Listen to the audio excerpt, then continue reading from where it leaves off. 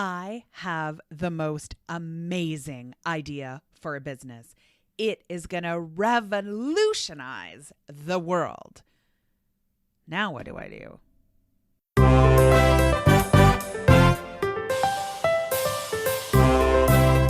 Welcome to Fox Talks Business Podcast with your host, Tanya Fox. Tanya has been an entrepreneur for over 20 years, owning retail, service, and franchise. She holds no punches and is never afraid to talk about the nitty-gritty. Together, you'll explore the good, the bad, and the motivational of business life, turning obstacles into opportunities and failures into successes. So grab your favorite drink and let's have some fun. Here's your host, speaker, crafter, and collaborator, Tanya Fox.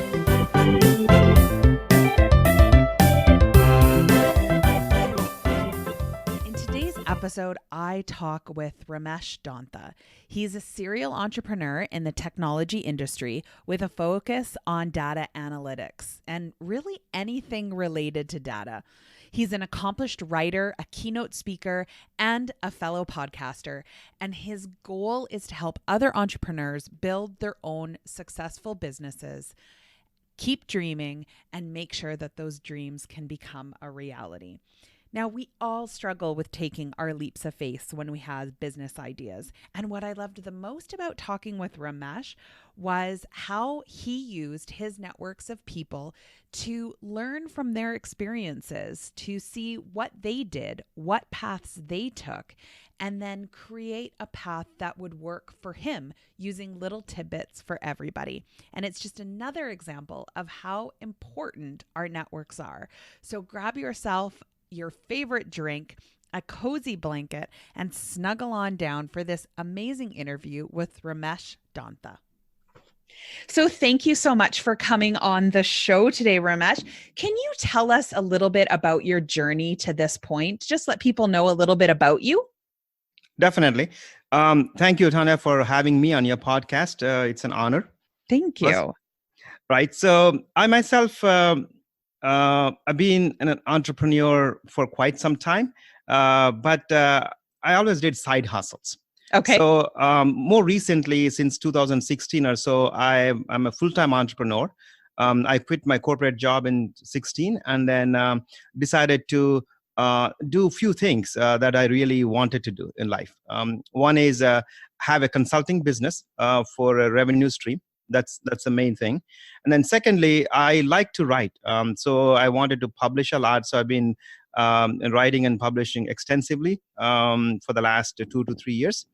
And more recently, I really wanted to establish a personal brand about helping other entrepreneurs, aspiring entrepreneurs, to start their businesses. So I've started a podcast early this year. It's called the Agile Entrepreneur Podcast. Right. And then and as an extension of the podcast is a book that I'm coming up with. It's called the 60-Minute Startup. Right. So those are the few things that I've been doing since I left my corporate job. So what made you decide to want to leave a corporate job? What was the sort of the proverbial straw that broke the camel's back for you? Yes and no. I've been with the Intel Corporation for about 18 years. So after my MBA, I joined the company. So I did quite well. I was in the marketing and business development side and that side of the world, always facing the customer. So I enjoyed what I was doing. And then afterwards, what I realized was that there's a lot of like a revolution that's going on outside. Lots of new technologies, artificial intelligence and machine learning, data analytics, lots of things are going on. And I realized that I was not learning a lot about those technologies.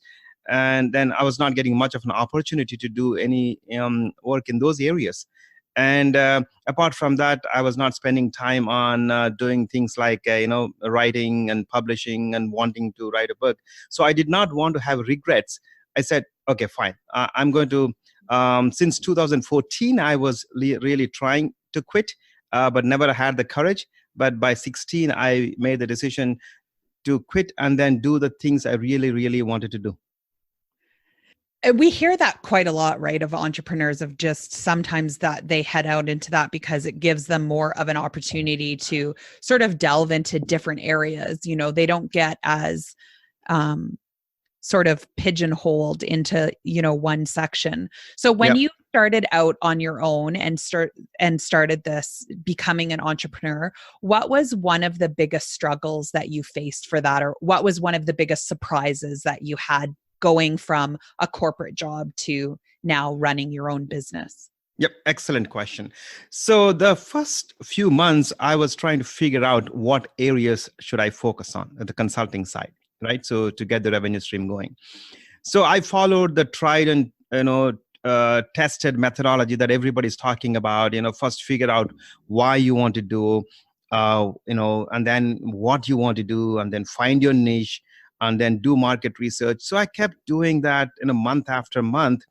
Then the time is ticking away, and then I really could not figure out the specific areas that I wanted to do. And then afterwards, I reached out to my network, and through my network, I got my first consulting gig. Okay. But then I realized that all the time that I wasted going through the stuff was unnecessary, right? So the main thing that I believe every entrepreneur, every business person should do it is do not wait for the perfect everything. Right. So just jump in. The primary purpose of any business is to get a paying customer. True. Right?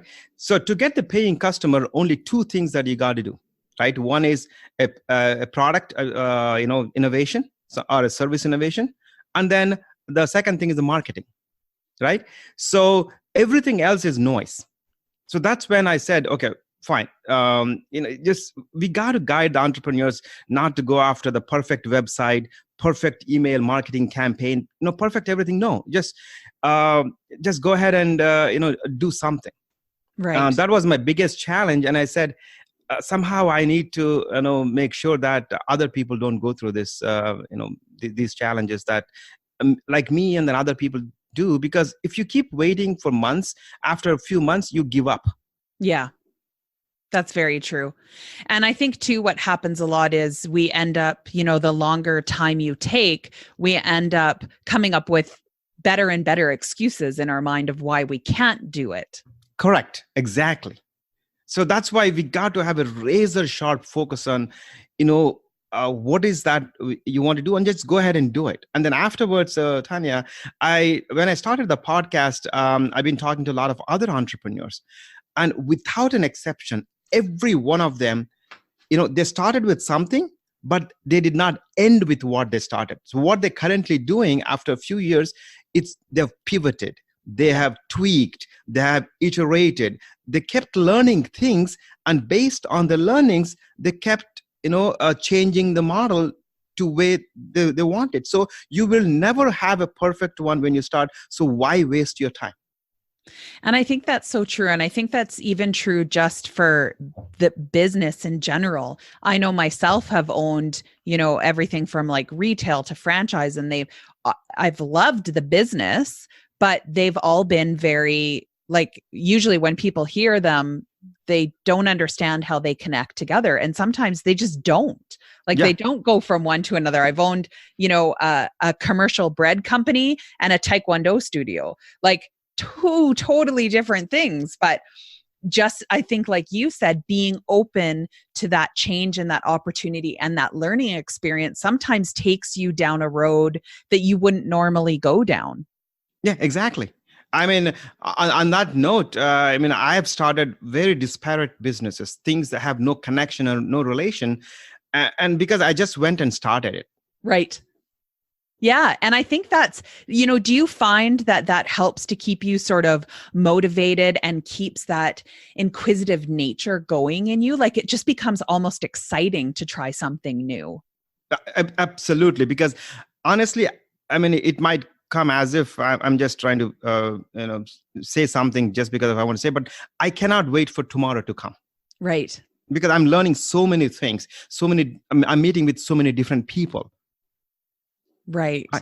Yeah. So that excitement, that learning is the one that keeps me, up and going. Sure, I'm going to make mistakes. I'm going to fail. But that's part of the game. Exactly.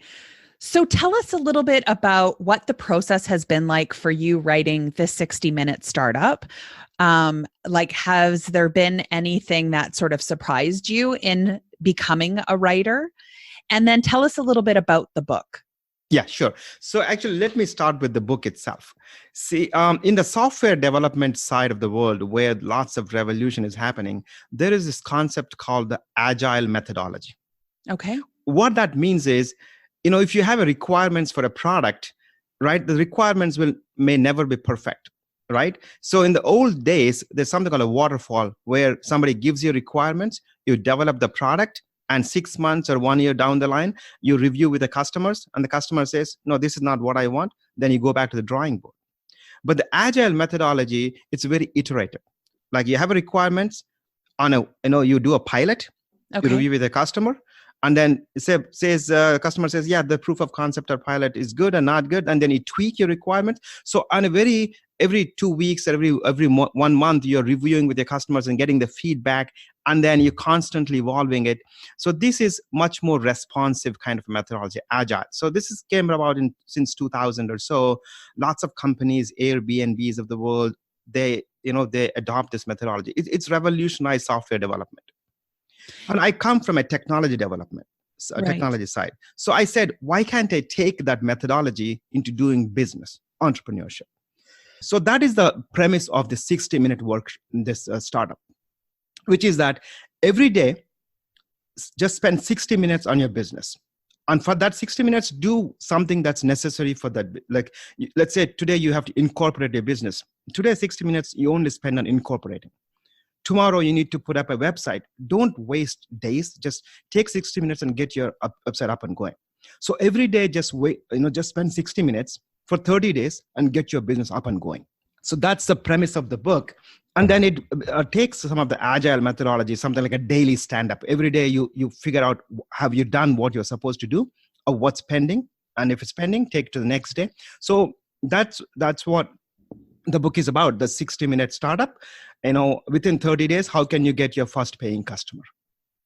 And that's so true. Like, I know even for myself, when I have, when I don't set, goals, or I don't really work on my time blocking, I get sidetracked really easy, right? We tend to go, off into left field. And I think that this is sort of the same premise, where you're staying focused on a task to complete it and not worrying about if it's perfect, because you always have the opportunity to fix it, but you can't fix something if you never start it. Is that kind of...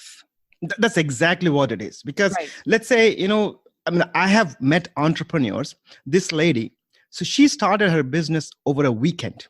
She didn't even have a website.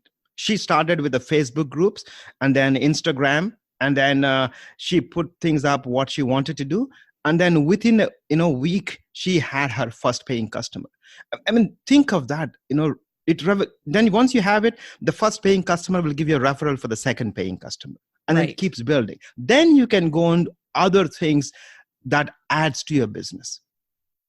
Right. But it's just that, yeah, like you're saying, it's that initial thing of just get out there and get started. The perfection comes later. And it really is, like, perfection is something that I think that is never really obtainable, because as we grow, our idea of what that perfection is grows with it. Exactly. I mean, that you said it perfectly. Yeah. And there's a second question that you were asking, which is, how was the book writing process itself? Right. And so that's a very good question. It's number one is that I'm self-publishing the book. Right. Okay. So I'm not relying on other publishers. But again, the way I started with many different things, first I went out and researched and then looked around with other successful authors who have published. Right. And then I signed up with a coach and then figured out the process. Right. Right. And then again, this coach also is more about, don't wait for too long. Get your book published in 90 days. Oh, Kind of wow. stuff. Yeah. So, and then now I'll show you again, right? Don't worry about all unnecessary things. Get your book out there. Yeah. Kind of stuff, right? So I probably have taken a little longer than that because I wanted to do a little bit more elaborate. So I went out and got a editor, the editorial team actually. The editorial team helped me tremendously. And then I got this chapters going. We agreed on a template. And then I got the chapters going. So the way the chapters are, as I said, every day there is something for the reader to do, right? Something to get the business going. And then it starts with the story of an entrepreneur, right? Okay. So, and then how that entrepreneur built the business, and then take out the relevant aspects for that day, and then tells them, okay, these are the specific 5 things you got to do. And then I even give templates for people to do. For example, let's say you have to send out some pitches to like some pitch to a journalist to get your message out. Then this is what this particular entrepreneur has done. This is a template. You could potentially use it. So it's kind of works as a workbook as well as a book then for people too. Exactly. Which is great, because I think that sometimes people need that, especially in this day and age with, like you said, in the technology world, stuff changes so fast. And sometimes it's, really hard to keep up with it. I know myself, like I utilize those people that are in that field, like I have Right. a social media team and I go to them because they're the experts in that field. And I'm okay with them being the smart ones for that. Yep. Yep. Exactly. It's a book as well as a workbook. Which I think is something that can also be really helpful in just helping to maybe even generate those ideas for people that are maybe working, as they call it, a 9-to-5 job, who wish that they could be an entrepreneur but don't have any ideas. Is this something that might help them also to kind of, bring those ideas out? Fantastic. I mean, it's a really good question, because many of the entrepreneurs that I spoke to, they started their business as a side hustle. Right.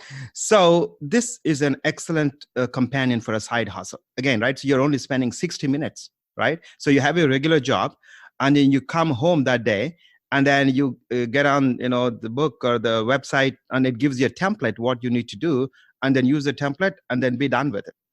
Right. Right. And then the way I structured the book, Tanya, is that the first 15 days is all about just launching the business. Within 15 days, by end of 15th day, you would have launched the business. Right. And the remaining 15 days is all about 15 different strategies for getting your first paying customer. Right. Because that's important. Like you said, I've always found in my businesses, especially in my retail and my service ones, is that word of mouth was probably my best advertising. You got it. Because not only did I get that endorsement from the customer, but I found that if I sort of, my first customer was my ideal customer, they attracted more customers that I wanted. And it's sort of that, that domino effect. Yep.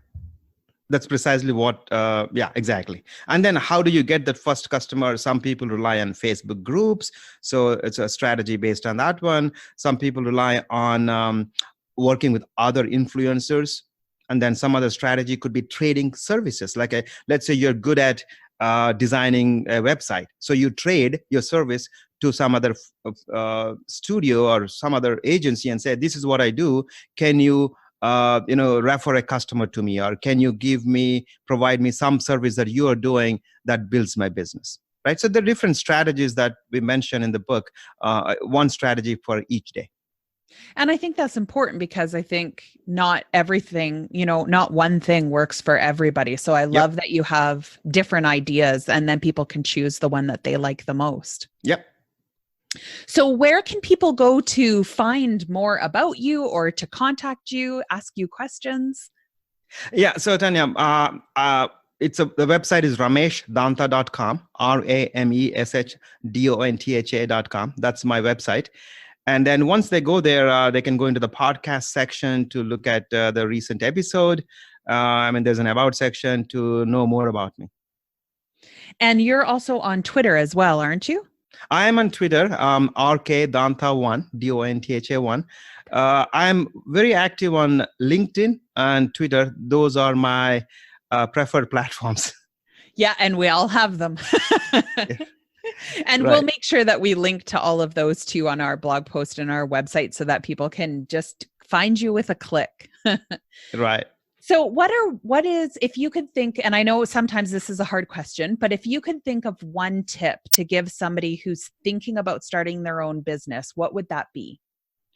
The one tip is that the very first thing is start with what I call, what do you bring to the party, right? So this is what knowledge, skills, or assets that you have. The assets could be your network, assets could be maybe you saved some money, but a combination of this knowledge, skills, and assets. First, get an inventory of what what you're capable of, right? It's a combination of your experience, your education, and then things that you've learned, right? That is that once you have the inventory, you'll be very surprised that you're capable of much more than what you really think you're capable of. Because nobody can take that away from you, and then you build your business based on what you bring to the party. That's so true. And I think that's even true for people who've been in business for a while. Sometimes we get stuck in the day-to-day tasks, and we forget to, go back to that starting point to rekindle that flame and remember why you started doing this in the first place. Exactly. So is there anything else that you'd like to discuss today? A couple of other things, right? So we touched upon this before, but I personally, if I have my way, I would like everybody to build a business, right? Well, it could be a side hustle, it could be a full-time job, whatever, right? So number one. But if you have a full-time job, if you're not comfortable, please do a side hustle, right? Mm-hmm. So that way you're not leaving your job and then spend some time on it. And then you'll become comfortable, familiar. And then after a couple of months, you will know whether this is for you or not, right? So that's the second tip. And the third one is just don't procrastinate. Even if it's the crudest job or crudest business, it just something is totally, not perfect at all. Go ahead and do it. Right. Just don't wait. Those are the three things I would like to leave your listeners with. That's wonderful. And I think that that's true for both beginners and ones who have been, in business for a while that are thinking of doing something new. That's right. I'm really excited for your book. Now, it is going to be available October 24th, correct? That is right. And then I found out that that's United Nations Day. That's when the United Nations was founded. But more importantly, Tanya, what I found out is that is a end polio. So Rotary International, I'm a Rotarian, so I'm a member of the Rotary International. And then Rotary big cause is ending polio worldwide. Oh, wow. They have spent billions of dollars working with the Melinda and Bill Gates Foundation and other foundations. So October 24th is the End Polio Day from a Rotary, and I did not know that until recently. So I'm excited to be launching my book on October 24th, which is a UN Day as well as the End Polio. That's exciting. And now your launch up, the 60-minute startup. So you're among the greats for sure. Hopefully. Let's see. Tanya, thank you. You're welcome. And thank you so much for taking time out of your busy day. We're going to link to all of the places that people can find you on social media, as well as your website. And make sure that you head over and listen to his podcast. And your podcast is called? The Agile Entrepreneur. Sometimes the hardest thing when you have a business idea is just figuring out where to start. And that's where Ramesh's book, which is going to be coming out in just a few days after this episode airs, called The 60-Minute Startup Book. You're going to want to make sure that you head out and get your copy, and we will link to everywhere that you can find it. And also head over to listen to the Agile Entrepreneur podcast. You may just hear me on one of those interviews. I want to thank Ramesh so much for all of his time that he took with me today. I learned so much both on the recording and off the recording as well. And remember, no matter what you're doing in business, it's important that you take time and remember to have fun. Because if you're not having fun, why are you doing it?